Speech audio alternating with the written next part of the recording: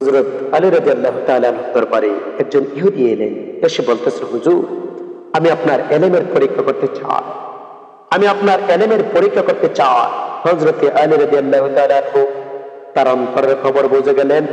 আলী রাদিয়াল্লাহু তাআলা আনহু বললেন, তাই নাকি, ঠিক আছে, তুমি কি চাও? ইহুদি বলতেছেন, হুজুর, আমি আপনার গোপন ইলমের সন্ধান চাই। হযরত আলী রাদিয়াল্লাহু তাআলা আনহু উনি কি করলেন, গহীন জংলা থেকে, উঁচু পাহাড় থেকে একটি ডিম হাতের মুষ্টির মধ্যে রেখে বলতেছেন, বলো তো আমার হাতের মধ্যে কি? ইহুদি বলতেছেন, হুজুর, আপনার হাতের মুষ্টির মধ্যে ডিম। আল্লাহু আকবার, আল্লাহু আকবার। আপনার হাতের মুষ্টির মধ্যে কবুতরের ডিম। হযরত আলী রাদিয়াল্লাহু তাআলা বলেন, তাই নাকি? তোমার তো ইলমের তারিফ করা দায়। ঠিক আছে, আমি যেখান থেকে ডিমটা নিয়ে আসছি তুমি ওখানে ওই ডিমটা রেখে দাও। এবার ইহুদি বলতেছেন, হুজুর, মাফ করবেন, সম্ভব না, আমার দ্বারা এই কাজ করা সম্ভব না। হযরত আলী রাদিয়াল্লাহু তাআলা বলেন, তাহলে তুমি বলো কিভাবে তুমি ইলম অর্জন করেছো?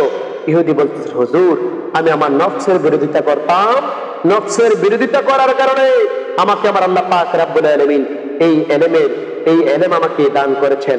এবার হযরত আলী রাদিয়াল্লাহু তাআলা বললেন, তাহলে তোমার মন এখন কি চায়? তোমার মন কি ইসলামের বিরোধিতা করতেছে কিনা? ইহুদি বলতেছেন, হ্যাঁ, আমার মন এখন ইসলামের বিরোধিতা করতে মন চায়। হযরত আলী বলেন, তাহলে আর দেরি কেন? তুমি এখন পড়ে নাও, লা ইলাহা ইল্লাল্লাহু মুহাম্মাদুর রাসূলুল্লাহ সাল্লাল্লাহু তাআলা আলাইহি ওয়াসাল্লাম। ইহুদি তখন তার নাফসের পায়রবি না করে সে পড়ে ফেললো, লা ইলাহা ইল্লাল্লাহু মুহাম্মাদুর রাসূলুল্লাহ সাল্লাল্লাহু তাআলা আলাইহি ওয়াসাল্লাম। সে কলমা পড়ে মুসলমান হয়ে গেল। আল্লাহু আকবার, আল্লাহু আকবার, আল্লাহু আকবার।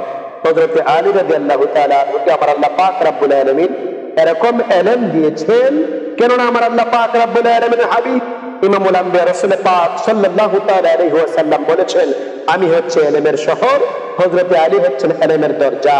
হযরত আলী বলেন, রাসূল পাক সাল্লাল্লাহু তাআলা আলাইহি ওয়াসাল্লামের কাছে কেউ একবার গেলে আমি আলীর কাছে দুইবার আসতে হয়। আল্লাহু আকবার।